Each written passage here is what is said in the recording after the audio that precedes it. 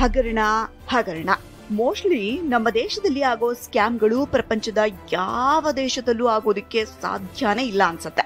ನಿಮಗ್ ಗೊತ್ತಾ, ಪ್ರಪಂಚದಲ್ಲಿ ಅತಿ ಹೆಚ್ಚು ಸ್ಕ್ಯಾಮ್ಗಳು ನಡೆಯೋ ಪಟ್ಟಿಯಲ್ಲಿ ಭಾರತ ಮೊದಲನೆಯ ಸ್ಥಾನದಲ್ಲಿರೋದು ಬೇಸರದ ಸಂಗತಿ. ನಮ್ಮ ದೇಶದಲ್ಲಿ 2G ಸ್ಕ್ಯಾಮ್, ಸತ್ಯಂ scam, stock market scam, Agastya Westland scam, ಅಬ್ಬಾ ಹೇಳ್ತಾ ಹೋದ್ರೆ ಪಟ್ಟಿ ಬೆಟ್ಟದ ಹಾಗೆ ಬೆಳಿತಾನೆ ಹೋಗತ್ತೆ. ಇನ್ನು ಇತ್ತೀಚೆಗಷ್ಟೇ ನಡೆದ 251 ಫ್ರೀಡಮ್ ಮೊಬೈಲ್ ಸ್ಕ್ಯಾಮ್ ಬಗ್ಗೆ ಈ ವಿಡಿಯೋದಲ್ಲಿ ನಾನು ನಿಮಗೆ ತಿಳಿಸ್ಕೊಡ್ತೀನಿ. ಸ್ಟೋರಿ ತುಂಬಾನೇ ಇಂಟ್ರೆಸ್ಟಿಂಗ್ ಆಗಿದೆ. ಕೊನೆವರೆಗೂ ನೋಡಿ, ಹಾಗೆ ಚಾನಲ್ ಅನ್ನ ಸಬ್ಸ್ಕ್ರೈಬ್ ಮಾಡಿ, ಪಕ್ಕದಲ್ಲಿ ಕಾಣೋ ಬೆಲ್ ಬಟನ್ ಒತ್ತೋದನ್ನ ಮರಿಬೇಡಿ. ಸ್ನೇಹಿತರೆ, 2016ರಲ್ಲಿ ನೋಯ್ಡಾದ ರಿಂಗಿಂಗ್ ಬೆಲ್ ಅನ್ನು ಸ್ವದೇಶಿ ಸಂಸ್ಥೆಯೊಂದು ನಾವು ಕೇವಲ 251 ರೂಪಾಯಿಗೆ ಸ್ಮಾರ್ಟ್ ಫೋನ್ ಕೊಡ್ತೀವಿ ಅಂತ ಭರ್ಜರಿ ಘೋಷಣೆಯನ್ನ ಮಾಡಿತ್ತು.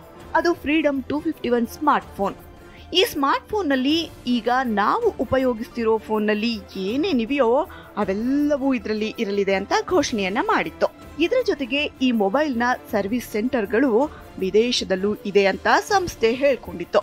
ಸಿಂಪಲ್ ಆಗಿ ಹೇಳ್ಬೇಕು ಅಂದ್ರೆ, ಯಾವ ಸ್ಮಾರ್ಟ್ ಫೋನ್ಗೂ ಕಮ್ಮಿ ಇಲ್ಲದ ಹಾಗೆ ಇರಲಿದೆ ಈ ಸ್ಮಾರ್ಟ್ ಫೋನ್ ಅಂತ ಹೇಳ್ಕೊಂಡಿತ್ತು. ಈ ವಿಷಯ ವೈರಲ್ ಆಗಿದೆ ತಡ ಭಾರತೀಯರು ಈ ಮೊಬೈಲ್ ಅನ್ನ ಖರೀದಿಸೋಕೆ ಮುಗಿಬಿದ್ರು. ಇಷ್ಟು ಕಡಿಮೆ ಬೆಲೆಗೆ ಎಲ್ಲಾ ಬಗೆಯ ಸೌಲಭ್ಯ ಇರೋ ಫೋನ್ ಕೊಡ್ತೀನಿ ಅಂದ್ರೆ ಯಾರ್ ತಾನೇ ಬೇಡ ಅಂತಾರೆ, ನೀವೇ ಹೇಳಿ. ಆದ್ರೂ ಕೆಲವರು ಇಷ್ಟು ಕಮ್ಮಿ ಬೆಲೆಗೆ ಸ್ಮಾರ್ಟ್ ಫೋನ್ ಸಿಗುತ್ತಾ, ಸಿಕ್ಕರು ಹೇಗೆ, ಇದರಿಂದ ಕಂಪನಿಗೆ ಹೇಗೆ ಲಾಭ, ಇದ್ರಲ್ಲೇನಾದ್ರೂ ಸ್ಕ್ಯಾಮ್ ಇರ್ಬೋದಾ ಅಂತ ಕೆಲ ಜನರು ಕೇಳಿದ್ರು. ಯಾಕಂದ್ರೆ ಇದು ಅತ್ಯಂತ ಕಡಿಮೆ ದರ್ಜೆಯ ಕಡಿಮೆ ಬೆಲೆಯ smart phone. Ringing bells feature ಇರುವಂತಹ ಬೇರೆ ಕಂಪನಿಯ ಫೋನ್ ತಗೋಬೇಕು ಅಂದ್ರೆ ಕನಿಷ್ಠ 10,000ದಿಂದ 12,000 ರೂಪಾಯಿ ಆಗತ್ತೆ. ನಮ್ಮ ದೇಶದ ಜನರು ಇದನ್ನ ನಂಬುವುದಕ್ಕೆ ಒಂದು ಬಲವಾದ ಕಾರಣ ಇದೆ. ಅದೇನಂದ್ರೆ ಭಾರತ ಸರ್ಕಾರದ ಮೇಕ್ ಇನ್ ಇಂಡಿಯಾ ಹಾಗೂ ಡಿಜಿಟಲ್ ಇಂಡಿಯಾ ಎಂಬ ಮಾತು ಆಗ ಎಲ್ಲರನ್ನೂ ನಂಬುವ ಹಾಗೆ ಮಾಡಿತ್ತು. ಜನರು ಇದರಿಂದಾಗಿ ತುಂಬಾ ಸುಲಭವಾಗಿ ನಂಬಿದ್ರು.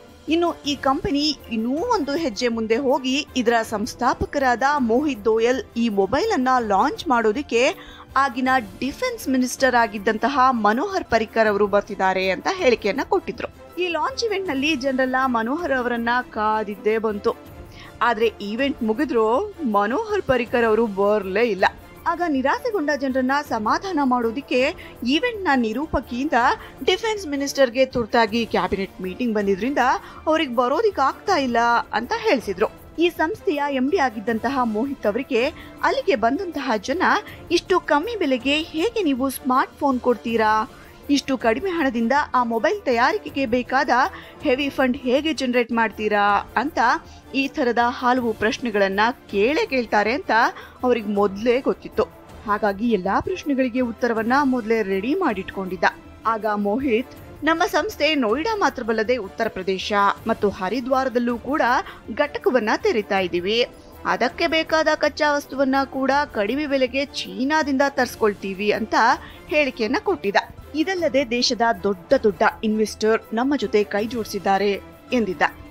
ಈ ಇವೆಂಟ್ಗೆ ತನ್ನ ಇಡೀ ಕುಟುಂಬವನ್ನ ಕರೆಸಿದ್ದ ಮೋಹಿತ್, ನಮ್ದು ದೊಡ್ಡ ಬಿಸ್ನೆಸ್ ಫ್ಯಾಮಿಲಿ ಅಂತ ಹೇಳಿದ್ದ. ಇದಾದ ಸ್ವಲ್ಪ ದಿನದಲ್ಲೇ ಇದೊಂದು ದೊಡ್ಡ ಸ್ಕ್ಯಾಮ್, ಈತನ ಫ್ಯಾಮಿಲಿ ಯಾವುದೇ ಬಿಸ್ನೆಸ್ ಮಾಡ್ತಾ ಇಲ್ಲ ಅಂತ ಗೊತ್ತಾಗಿತ್ತು. ಅಷ್ಟೇ ಅಲ್ಲದೆ ಈತ UPಯಲ್ಲಿ ಒಂದು ಸಣ್ಣ ಕಿರಾಣಿ ಅಂಗಡಿ ಇಟ್ಕೊಂಡಿದ್ದ ಅಂತ ಗೊತ್ತಾಯ್ತು. ಈ ಮೊಬೈಲ್ ಖರೀದಿಗಾಗಿ ಈತ ಒಂದು ವೆಬ್ಸೈಟ್ ಅನ್ನ ರೆಡಿ ಮಾಡಿದ. ಜನಕ್ಕೆ ನೀವು 251 ರೂಪಾಯಿಗೆ ನಿಮ್ಮ ಮೊಬೈಲ್ ಬುಕ್ ಮಾಡ್ಕೊಳ್ಳಿ, ಮತ್ತೆ ಸ್ವಲ್ಪ ದಿನ ಕಾಯಿರಿ, ನಂತರ ಆ ಮೊಬೈಲ್ ನಿಮ್ಮ ಕೈ ಸೇರಲಿದೆ ಅಂತ ನಂಬಿಸಿದ್ದ. ಸ್ನೇಹಿತರೆ, ನಿಜಕ್ಕೂ ಅವತ್ತು ಜನರು ಈ ಮೊಬೈಲ್ ಬುಕ್ ಮಾಡೋದಕ್ಕೆ ಅಕ್ಷರಶಃ ಮುಗಿಬಿದ್ದಿದ್ರು. ಹಾಗಾಗಿ ಆ ವೆಬ್ಸೈಟ್ ಕ್ರಾಶ್ ಆಗೋಯ್ತು. ಮತ್ತೊಂದು ವಿಷಯ ಏನಂದ್ರೆ, ಇದರಲ್ಲಿ ಕ್ಯಾಶ್ ಆನ್ ಡೆಲಿವರಿ ಆಪ್ಷನ್ ಇರಲಿಲ್ಲ. ಜನಗಳು ಕೂಡ ಅಯ್ಯೋ 251 ರೂಪಾಯಿ ತಾನೆ, ಹೋದ್ರೆ ಹೋಗ್ಲಿ ಬಿಡು ಅಂತ ಹಿಂದೂ ಮುಂದು ನೋಡದೆ ಪೇಮೆಂಟ್ ಮಾಡಿದ್ರು.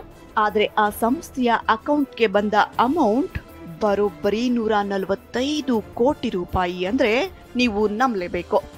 ಇದಿಷ್ಟೇ ಅಲ್ಲ, ಈ ಸಂಸ್ಥೆ ಕೆಲವು ಇನ್ವೆಸ್ಟರ್ಗಳಿಂದ ಒಬ್ಬೊಬ್ಬರಿಂದ ಸರಿಸುಮಾರು 15ರಿಂದ 20 ಲಕ್ಷ ಹಣ ಪೀಕಿತ್ತು. ಒಟ್ಟು 200 ಕೋಟಿಗೂ ಅಧಿಕ ಮೊತ್ತದ ಸ್ಕ್ಯಾಮ್ ನಡೆಸಿತ್ತು. ದಿನಗಳು ಕಳೆದವು. ಎಷ್ಟು ದಿನ ಕಾದ್ರೂ ಜನರಿಗೆ ಮೊಬೈಲ್ ಮಾತ್ರ ಗಗನ ಕುಸುಮವಾಗಿಯೇ ಉಳಿತು. ಅತ್ತ ಮೊಬೈಲ್ ಡೆಲಿವರಿ ಡೇಟ್ ಅನ್ನ ಎಕ್ಸ್ಟೆಂಡ್ ಮಾಡ್ತಾನೆ ಹೋದ. ಒಂದು ಹಂತದಲ್ಲಿ ಜನರು ಸಂಸ್ಥೆಯ ಮೇಲೆ ಕಂಪ್ಲೇಂಟ್ ಹಾಕಿದ್ರು. ಆಗ ಮೋಹಿತ್ ಮತ್ತೊಂದು ಕತೆ ಹೇಳಿದ. ಈ ಪ್ರಾಜೆಕ್ಟ್ಗೆ ಸರ್ಕಾರ ನಮ್ಗೆ 15,000 ಕೋಟಿ ಕೊಡ್ಬೇಕಿತ್ತು, ಅದನ್ನ ಕೊಟ್ಟಿಲ್ಲ ಅಂತ. ನಮ್ಮಲ್ಲೊಂದು ಗಾದೆ ಇದೆ, ಕೋತಿ ತಾನ್ ತಿಂದು ಮೇಕೆ ಬಾಯಿಗೋರಿಸ್ತು ಅಂತ. ಹಾಗೆ ಮೋಹಿತ್ ತಾನ್ ಮಾಡಿದ ತಪ್ಪನ್ನ ಸರ್ಕಾರದ ಮೇಲೆ ಹಾಕ್ದ. ಸ್ವಲ್ಪ ದಿನಗಳ ನಂತರ ಇನ್ವೆಸ್ಟರ್ ಬ್ರ್ಯಾಂಡ್ಸ್ಗಳಿಗೆ ಈ ಸಂಸ್ಥೆ ಮೋಸ ಮಾಡ್ತಾ ಇದೆ ಅಂತ ತಿಳಿದವರೇ ಕೋರ್ಟ್ ಮೆಟ್ಟಿಲೇರಿದ್ರು.